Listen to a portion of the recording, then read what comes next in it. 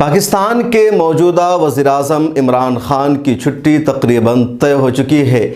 अब वो वज़ीर-ए-आज़म मज़ीद नहीं रह सकते हैं, क्योंकि जिन जमातों ने, जिन पॉलिटिकल पार्टियों ने इमरान ख़ान का हुकूमत बनाने के लिए साथ दिया था, आज उन लोगों ने इमरान ख़ान से अपना रिश्ता ख़त्म कर लिया है और अपोजिशन की जमातों के साथ इत्तेहाद कर लिया है। उसके माहदे की तस्दीक और तौसीक़ हो चुकी है। सवाल यह है कि इमरान ख़ान के ख़िलाफ़ ये साजिश कौन कर रहा है? क्या अपोजिशन जमातों का दावा सच है कि इमरान ख़ान ने 3.5 या 4 सालों के दौरान काम नहीं किया, आवाम से किए गए वादों को पूरा नहीं किया, उन्होंने जो वादे किए थे उसको अमले जामा नहीं पहनाया, महज तकरीर की, मोटिवेशनल स्पीकर होने का किरदार निभाया, पाकिस्तानी अवाम का साथ नहीं दिया? या फिर इमरान ख़ान की बात सच है कि उन्हें इक़्तिदार से हटाने के लिए साजिश रची जा रही है, उनकी बदली गई खारजा पॉलिसी के ख़िलाफ़ एक तरह से उनको हटाने का यह हर्ब अपनाया गया है? इमरान ख़ान जिस तरीके से कह रहे हैं कि आज भी हमारे मुल्क को वही देश कंट्रोल करना चाहता है जिसने अपने एक फ़ोन के ज़रिए से पाकिस्तान की खारजा पॉलिसी को तब्दील कर दिया था। हमारी आज़ाद खारजा पॉलिसी दुनिया की हुकूमतों को मंजूर नहीं है। एक बैनुल-अक़वामी साजिश के ज़रिए हमारी सरकार को तब्दील किया जा रहा है। फिर यह बात सच है, जैसा कि कहा जाता है कि पाकिस्तान में इक़्तिदार की चाबी वहाँ की फ़ौज के हाथ में होती है। फ़ौज जिसे चाहे सदर बनाए, जिसे चाहे वज़ीर-ए-आज़म बनाए, जिस पार्टी को चाहे इक़्तिदार में पहुँचाए, और जो सरकार के चेहरे होते हैं महज फ़ौज का वो मोहरा होते हैं, फ़ौज की नुमाइंदगी करते हैं, उनके हाथों में हकीकी पावर नहीं होता है। और कभी फ़ौज ख़ुद इक़्तिदार में आकर बैठती थी, बगावत करके फ़ौज इक़्तिदार पर काबिज़ हो जाती थी, और पिछले 15 सालों से फ़ौज बराह रास्त बगावत करने के बजाय जिसको चाहती है इक़्तिदार में बैठाती है, वज़ीर-ए-आज़म बनाती है। और जब वही वज़ीर-ए-आज़म फ़ौज के ख़िलाफ़ कोई काम करता है, कोई फ़ैसला लेता है, तो फ़ौज उसे बाइज़्ज़त तरीक़े से रुख़सत करके किसी और को इक़्तिदार तक पहुँचाती है। क्या पाकिस्तान में ऐसा क्यों हो रहा है, किस वजह से हो रहा है, पूरी तफसील हम इस वीडियो में आपको बताने जा रहे हैं। और ऐसा क्यों होता है पाकिस्तान में कि पाकिस्तान को बने हुए आज 70 साल का अरसा गुज़र गया है, लेकिन 70 सालों की तारीख़ में आज तक कोई भी प्राइम मिनिस्टर अपनी 5 साल की मुद्दत पूरी नहीं कर सका है। 5 साल की मुद्दत पूरी होने से पहले ही वज़ीर-ए-आज़म को इस्तीफ़ा देना पड़ा है। इस्तीफ़ा उनसे दिलवाया गया है अलग अलग अंदाज से, और फिर किसी और को वज़ीर-ए-आज़म बनाया गया है। आइए समझते हैं पहले पाकिस्तान की सियासत को कि पाकिस्तान में कुल कितने MPs होते हैं, कैसे इंतखाब होता है और किस तरह सरकार बनाई जाती है। हमारे काम से आप मुतमईन हैं तो इसे जारी रखने और मजबूत बनाने के लिए हमें सपोर्ट करें। स्क्रीन पर दिख रहे और डिस्क्रिप्शन में दिए गए अकाउंट नंबर पर मिल्लत टाइम्स को अपनी रकम भेज सकते हैं। हिंदुस्तान और पाकिस्तान का जो सियासी और जमहूरी निज़ाम है उसमें बहुत कुछ यकसानियत है, बहुत कुछ मिलता जुलता है। पाकिस्तान में मेंबरान पार्लियामेंट की कुल तादाद होती है 342। सरकार बनाने के लिए पाकिस्तान में चाहिए 172। मौजूदा दौर में इसके अलावा एक और बात समझ लीजिए कि पाकिस्तान में इन 342 में से 272 का इंतखाब बराह रास्त होता है। उसके अलावा जो इंतखाबात होते हैं वो बराह रास्त नहीं बल्कि दूसरे ज़राए से होते हैं, और वो उन सीटों के लिए जो मखसूस सीटें हैं। पाकिस्तान में 10 सीटें अक़लियतों के लिए, माइनॉरिटीज़ के लिए मखसूस है, जिसमें हिंदू, क्रिश्चियन, सिख आते हैं। उसके अलावा 60 सीटें वहाँ ख़वातीन के लिए मखसूस है। 272 सीटों पर इंतखाब डायरेक्ट होता है। उसके अलावा जो रिज़र्व सीटें हैं उसका इंतखाब डायरेक्ट नहीं होता है, बल्कि जिन पार्टियों को कम से कम 5% वोट आता है जनरल इलेक्शन में, उन पार्टियों को ही मखसूस सीटों के लिए नुमाइंदे उतारने का, खड़े करने का इख्तियार होता है, और इस तरह रिज़र्व सीटों का वह इख्तियार होता है। बहरहाल कुल सीटें वहाँ 342 है, और हुकूमत साजी के लिए ज़रूरत पड़ती है 172 सीटों की। साल 2018 में जब इमरान खान की पार्टी ने सरकार बनाई तो इमरान खान की पार्टी को फुल मेजॉरिटी नहीं मिली थी, लेकिन मेजॉरिटी के करीब इमरान खान की पार्टी पहुंच गई थी। लिहाजा कुछ दूसरी पार्टियों से और कुछ दूसरे आज़ाद मेंबरान की हिमायत हासिल करके इमरान खान ने सरकार बनाई। इमरान खान की पार्टी है तहरीक इंसाफ पार्टी। इसके अलावा जो दूसरी मशहूर पॉलिटिकल पार्टी है वहाँ मुस्लिम लीग नून, जिसकी क़यादत नवाज शरीफ के हाथों में है। इसके अलावा पाकिस्तान की एक और मारूफ पार्टी है पाकिस्तान पीपल्स पार्टी, जिसको पीपी कहा जाता है, और उसकी जिम्मेदारी आसिफ अली जरदारी के हाथों में है। इस वक्त उनके बेटे बिलावल भुट्टो उसकी क़यादत कर रहे हैं। इसके अलावा भी पाकिस्तान में मुत्तहिदा कौमी मूवमेंट एक पार्टी है जो बहुत मशहूर है, जो अल्ताफ़ हुसैन की पार्टी है और कराची में उसका असर व रसूख है। इसके अलावा मौलाना फजलुर रहमान की पार्टी है जमीयत उलमा इस्लाम पाकिस्तान, उसका भी बहुत ज़्यादा असर व रसूख है और इस वक्त 15 से ज़्यादा उसके मेंबरान असम्बली है। एक और पार्टी है मुस्लिम लीग काफ, एक है नवाज शरीफ की पार्टी मुस्लिम लीग नून और दूसरी पार्टी है मुस्लिम लीग काफ, ये भी वहाँ की बड़ी पार्टियों में से एक है। उसके अलावा जमात इस्लामी भी वहाँ एक पॉलिटिकल पार्टी है, वो पार्टी चुनाव लड़ती है, हालांकि इस वक्त उसके पास सिर्फ एक एमपी है, और भी कई सारी छोटी छोटी पार्टियाँ पाकिस्तान में मौजूद है। तो भाई आपको समझाते हैं कि किसके पास कितना है और इमरान खान को कितनी मेजॉरिटी थी जो अब मेजॉरिटी घट गई है और उनकी सरकार गिरने जा रही है। इमरान खान की पार्टी यानी पाकिस्तान तहरीक इंसाफ को 2018 में 157 सीटों पर जीत मिली थी। सरकार बनाने के लिए ज़रूरत थी कम से कम 172 सीटें, चुनांचे कुछ दूसरी पार्टियों का उन्हें सपोर्ट मिला। पाकिस्तान मुस्लिम लीग काफ के पास कुल 5 सीटें थी, उसको सपोर्ट मिला। उसके बाद मुत्तहिदा कौमी मूवमेंट जो अल्ताफ़ हुसैन की पार्टी है, इसको 7 सीटों पर जीत मिली थी, इस पार्टी ने भी सपोर्ट किया। उसके अलावा ग्रांड डेमोक्रेटिक अलायंस एक पार्टी है, उसके 3 एमपीज़ थे, उसका भी सपोर्ट मिला। इसके अलावा बीएपी है, उसके एक थे, एमएल उसके एक थे। तो इन सब पार्टियों का मुश्तरका तौर पर सपोर्ट मिला और इमरान खान की जो अलायंस था उनकी पॉलिटिकल पार्टी का मजमुआ वो 172 के बजाय 178 तक पहुंच गया और इस तरह इमरान खान की सरकार बनी, इमरान खान प्राइम मिनिस्टर बने। जब इमरान खान सरकार बना रहे थे उस वक्त भी अपोजिशन पार्टियों की तरफ से एक हंगामा बर्पा किया गया था, एहतजाज किया गया था और कहा गया था कि ये सिलेक्टेड है, इनको जानबूझकर वोटिंग में जिताया गया है, इंसाफ के साथ शफाफियत के साथ वोटिंग नहीं हुई है। लेकिन धीरे धीरे ये सारे एतराज़ात जो एक तरह से कमज़ोर पड़ गए, इमरान खान हुकूमत करने लगे और हुकूमत वो करते रहे। मौलाना फजलुर रहमान ने तो बहुत ज़्यादा और बहुत मजबूती के साथ तहरीक चलाई थी, लेकिन उनकी तहरीक भी नाकाम साबित हुई, नारे भी लगाए गए थे आज़ादी आज़ादी के।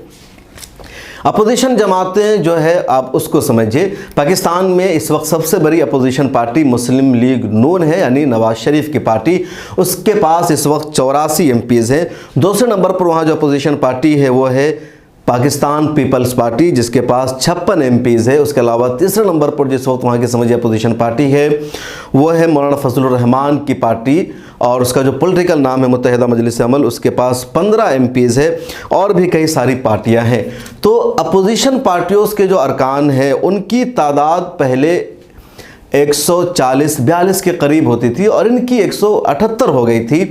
अब क्या हुआ कि कई पॉलिटिकल पार्टियों ने इमरान खान का साथ छोड़ करके अपोजिशन का हाथ मिला लिया और इमरान खान की पार्टी के भी कुछ नुमाइंदे उधर हैं जैसा कि दावा किया जा रहा है। कौन है वो चेहरा अभी सामने नहीं आया है। इमरान खान को मुस्लिम लीग काफ की तरफ से हिमायत मिली थी।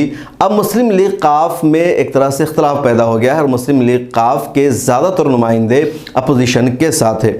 मुत्तहिदा कौमी मूवमेंट जिसको MQM कहा जाता है पाकिस्तान में, उसके पास 7 एमपीज़ थे और उनके साथ और इस पूरी जमात ने ही अब ऐलान कर दिया है कि हम अपोजिशन के साथ रहेंगे, इमरान खान के साथ नहीं रहेंगे। और भी एक दो छोटी पार्टी जिनका बाहर से सपोर्ट था माजरत, उन्होंने भी इमरान खान का साथ छोड़ने का ऐलान कर दिया और वो सब के सब अपोजिशन के साथ चले गए। अब जो ताज़ा आदाद शुमार हैं वो ये है कि इमरान खान के पास सिर्फ 104 64 एमपीज़ रह गए हैं, दूसरे लोगों को मिला करके 172 नहीं है। अपोजिशन का दावा यह है कि इमरान के पास यानी इमरान खान के पास इस वक्त सिर्फ 142 एमपीज़ रह गए हैं और अपोजिशन के पास 196 लोगों की हिमायत हासिल है। अब आगे क्या होगा? इमरान खान अब तक यही दावा कर रहे हैं, उनके लोग कह रहे हैं कि हम आखिरी गेंद तक और आखिरी ओवर तक लड़ाई जारी रखेंगे, हम हार मारने वाले नहीं हैं। अपोजिशन की तरफ से कहा जा रहा है कि इमरान खान को इस्तीफ़ा दे देना चाहिए वरना उनकी रुसवाई होगी। इमरान खान कह रहे हैं कि हम हरगिज़ इस्तीफ़ा नहीं देने वाले हैं और जब तहरीक एतमाद के लिए वोटिंग की जाएगी तो हम अक्सरियत साबित कर देंगे। लेकिन अब मुत्तहिदा कौमी मोमेंट ने जिस तरह खुल करके साथ छोड़ दिया है, उसके बाद अब का एतमाद भी कमज़ोर पड़ गया है। उनकी पार्टियों का भी जो एतमाद था वो ख़त्म हो गया है और ऐसा यकीन हो गया है कि सरकार इमरान खान की गिर जाएगी, इमरान खान की पार्टी अब इक़्तिदार में नहीं रहेगी। अपोजिशन ने ऐलान किया है कि अगर हमारी सरकार बनती है तो हम शहबाज शरीफ को वज़ीर आज़म बनाएंगे, जो नवाज शरीफ के भाई हैं। सुप्रीम कोर्ट में भी मामला गया हुआ है। पाकिस्तान की सियासत में हमेशा इस तरह का उतार चढ़ाव होता रहता है, लेकिन इस वक्त ये गेम अब किसके इशारे पर हो रहा है, किसके इशारे पर नहीं हो रहा है, उसको समझना ज़रूरी है। सोमवार को मुकम्मल तौर पर फैसला हो जाएगा इमरान खान के हक़ में। तहरीक अदम एतमाद पिछले दिनों ही पार्लियामेंट में वहाँ पेश कर दिया गया था। पहले भी कई बार पेश किया जाना था लेकिन पार्लियामेंट के इजलास मुलतवी कर दिया गया था। बहरहाल पिछले दिनों पेश किया गया और आज शाम 4 बजे से इजलास में इस पर बहस होगी। लोग अपनी अपनी तकरीर करेंगे एक दूसरे के खिलाफ, जैसे हिंदुस्तान में भी होता है। उसके बाद बीच में छुट्टी आ जाएंगी और मुमकिन है सोमवार को तहरीक एतमाद के लिए वोटिंग हो। वोटिंग वहाँ खुफिया तरीके से होगी, बैलेट पेपर के ज़रिए से, और उस वोटिंग से ही मामला क्लियर हो जाएगा कि इमरान खान के कितने हिमायती हैं और कितने हिमायती नहीं हैं। हमने जैसा कि बताया कि इन पार्टियों ने उनका साथ छोड़ दिया है। उसके अलावा कई सारे ऐसे मेंबर्स हैं जो पहले मुस्लिम लीग में थे या पीपल्स पार्टी में थे, उन्हें इमरान खान की पार्टी से टिकट मिला था, चुनाव लड़कर वो उनकी हुकूमत का हिस्सा बने थे। उनमें से भी 10-12 लोग ऐसे हैं जिन्होंने इमरान खान का साथ छोड़ दिया है और इसलिए अपोजिशन का दावा है कि इमरान खान के साथ सिर्फ 140-42 लोग रह गए हैं और हमारे साथ 196 लोगों की अक्सरियत है। अब जब वोटिंग होगी सोमवार को तो पता चल जाएगा कि क्या होना है। इमरान खान ने अभी इजलास बुलाया था सिक्योरिटी सलामती कौंसिल का, उसके अलावा काबीना का इजलास उन्होंने बुलाया था। उन सब इजलास में इमरान खान ने यही कहा है कि हम इस्तीफ़ा नहीं देंगे, आखिरी दम तक लड़ाई जारी रखेंगे। अपोजिशन की तरफ से मुतालबा किया गया था कि इमरान खान को इस्तीफ़ा दे देना चाहिए वरना उन्हें ज़िल्लत और रुसवाई का सामना करना पड़ेगा। अब आते हैं इल्ज़ामात पर। इमरान खान ने कल सहाफ़ियों की एक मीटिंग बुलाई, उससे पहले काबीना के इजलास से उन्होंने बातचीत की और उस इजलास में इमरान खान ने ख़त का जिक्र किया और कहा कि ख़त है जिसके ज़रिए हमारी सरकार गिराने की साजिश रची गई है। वो मुल्क जिसने एक फ़ोन के ज़रिए अमेरिका की सियासत को कंट्रोल किया था, वो मुल्क आज दोबारा हमारी खारजा पॉलिसी को तस्लीम नहीं कर रहा है। बात शुरू होती है इमरान खान के रूस दौरे की। आपको याद होगा जिस दिन और जिस वक्त रूस ने यूक्रेन पर हमला करने का फ़ैसला किया था, उस वक्त पाकिस्तान के वज़ीर-ए-आज़म इमरान खान रूस के सदर व्लादिमीर पुतिन के साथ मुलाकात कर रहे थे। उधर यूक्रेन पर रूस का हमला जारी था और इधर पाकिस्तान में इमरान खान की व्लादिमीर पुतिन के साथ बैठी हुई तस्वीर वायरल हो रही थी। उस तस्वीर को इस तरह भी कह करके कैप्शन लगा करके शेयर किया जा रहा था कि इमरान खान और व्लादिमीर पुतिन बहुत नज़दीक बैठे हैं, दोनों की मेज़ बहुत ज़्यादा नज़दीक है। उमूमन दो मुल्कों के सरबराह जब एक साथ बैठते हैं तो उनकी कुर्सियां मेज़ के इतने करीब नहीं होती है। इसी बात के हवाले से कहा जा रहा है कि अमेरिका को ये बात मंजूर नहीं थी, अमेरिका को ये बात खटक गई कि इमरान खान या पाकिस्तान जो हमारे अलायंस का हिस्सा है वो मुश्किल वक्त में हमारा साथ छोड़कर रूस के साथ जा रहा है। इधर ख़ुद पाकिस्तान के चाइना के साथ लगातार ताल्लुकात बढ़ते जा रहे हैं। इमरान खान की हुकूमत में चीन के साथ और ताल्लुकात करीब हो गए हैं और इसलिए अमेरिका पाकिस्तान की इस खारजा पॉलिसी को तस्लीम नहीं कर रहा है और अमेरिका की तरफ से साजिश रची गई है इमरान खान को इक़्तिदार से हटाने की। ये इमरान खान का इल्ज़ाम है। इमरान खान ने अपनी बात में कहा कि वो मुल्क हमारे खिलाफ साजिश कर रहा है जिसने एक फ़ोन के ज़रिए कंट्रोल किया था। दरअसल इससे एक वाक़े की तरफ इशारा किया जाता है। परवेज़ मुशर्रफ जब पाकिस्तान के सदर थे, वो फ़ौजी थे और बगावत करके उन्होंने इक़्तिदार पर कब्ज़ा किया था। उस वक्त पाकिस्तान की सियासत ये थी परवेज़ मुशर्रफ के आखिरी दिनों में कि जब अफ़गानिस्तान पर तालिबान की हुकूमत थी 1996 में, तो पाकिस्तान, सऊदी अरब और मुत्तहिदा अरब अमारात सिर्फ 3 ऐसे मुल्क थे जिन्होंने तालिबान की हुकूमत को अफ़गानिस्तान में तस्लीम किया था और पाकिस्तान अमेरिका के साथ नहीं था। लेकिन जब वाशिंगटन में हमला हुआ और 9/11 का वाक़या सामने आया, उसके बाद अमेरिका ने अफ़गानिस्तान पर हमला करने का प्लान बनाया और अफ़गानिस्तान पर हमला करने के लिए अमेरिका पाकिस्तान की सरज़मीन का इस्तेमाल करना चाह रहा था। अमेरिका से एक फ़ोन आया और उस फ़ोन के बाद ही परवेज़ मुशर्रफ ने पाकिस्तान की सरज़मीन अमेरिकी फ़ौज को इस्तेमाल करने की इजाज़त दे दी। पाकिस्तान की वजह से ही अफ़गानिस्तान पर हमला हुआ, तालिबान हुकूमत का ख़ात्मा हुआ और पूरी दुनिया में एक नया बहरान पैदा हुआ। तो इसी वाक़े की तरफ इशारा कर रहे थे इमरान खान। दूसरी तरफ ये कहा जा रहा है कि फ़ौज और इमरान खान के दरमियान ताल्लुकात अच्छे नहीं थे। इमरान खान अपने एक पसंदीदा शख्स जो ISI के चीफ़ थे, फैज़, उनके ओहदे को आगे बढ़ाना चाह रहे थे और आर्मी चीफ़ नदीम को ISI का चीफ़ डायरेक्टर मुकर्रर करना चाहती थी। काफ़ी तनाज़ुर हो गया था फ़ौज में और इमरान खान में। इसके अलावा एक और मामला सामने आया कि इमरान खान अगला आर्मी चीफ़ अपने एक पसंदीदा या हम मिजाज को बनाना चाह रहे थे और फ़ौज उसे बनाना नहीं चाह रही थी, क्योंकि आर्मी के रूल के मुताबिक वो तीसरे नंबर पर है और उससे पहले 2 शख्स मौजूद है, वो आर्मी चीफ़ बन सकता है। तो इस बात को लेकर के भी वज़ीर-ए-आज़म इमरान खान और आर्मी के दरमियान ताल्लुकात बिगड़ गए थे, जिसके बाद ही इमरान खान के ख़िलाफ़ अपोजिशन पार्टियों की तरफ से एहतजाज शुरू हुआ कि पार्लियामेंट में तहरीक अदम एतमाद पेश किया जाए, क्योंकि इमरान खान अक्सरियत खो चुके हैं। मिरर टाइम्स के शो में ही एक पाकिस्तानी सहाफ़ी फैज़ुल्लाह खान आए थे। वो कह रहे थे कि आर्मी चीफ़ के तर्जमान की एक प्रेस कॉन्फ्रेंस हो रही थी, उसमें सवाल किया गया कि क्या आपने इमरान खान को सपोर्ट करना बंद कर दिया है? तो उनका जवाब था, हम न्यूट्रल है, हम आज़ाद हैं, हम किसी के साथ नहीं हैं, यह अपोजिशन का और हुकूमत का मामला है, हम इस मामले में नहीं हैं। अमूमन यही समझा जाता है कि पाकिस्तान में इक़्तिदार पर हकीकी तौर पर कंट्रोल आर्मी चीफ़ का है। इसलिए कल एक साहब एक जुमला भी कह रहे थे कि दुनिया के तमाम मुल्कों के पास आर्मी होती है और पाकिस्तान में एक ऐसी आर्मी है जिसके पास एक मुल्क और एक हुकूमत पाई जाती है। पाकिस्तान और वहाँ की आर्मी का जो मामला है सबके सामने है। इसके अलावा भी कुछ लोग अलग अलग तज्ज़िया कर रहे हैं अपोजिशन का या वहाँ के कुछ लोगों का कहना है कि काम नहीं किया है।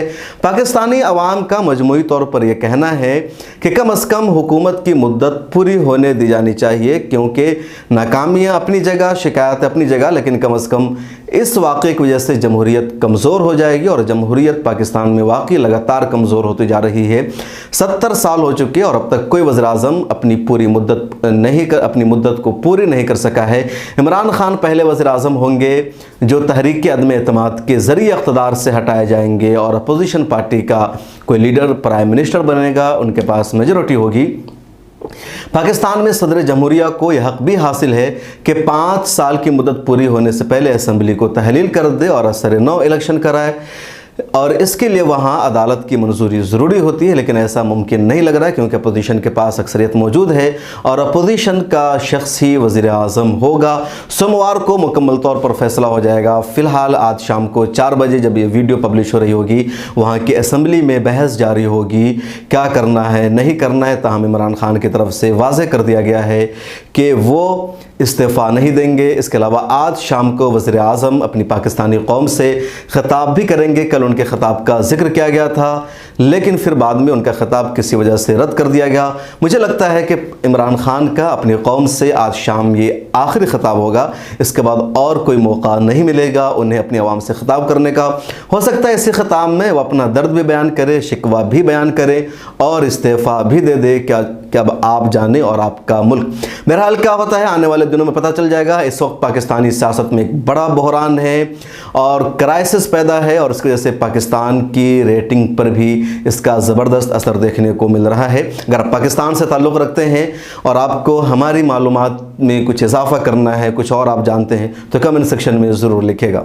हमारी वीडियोस देखने के लिए बेहद शुक्रिया। मिल्लत टाइम्स की खबरें पढ़ने, सुनने और देखने के लिए गूगल प्ले स्टोर से ऐप डाउनलोड करें।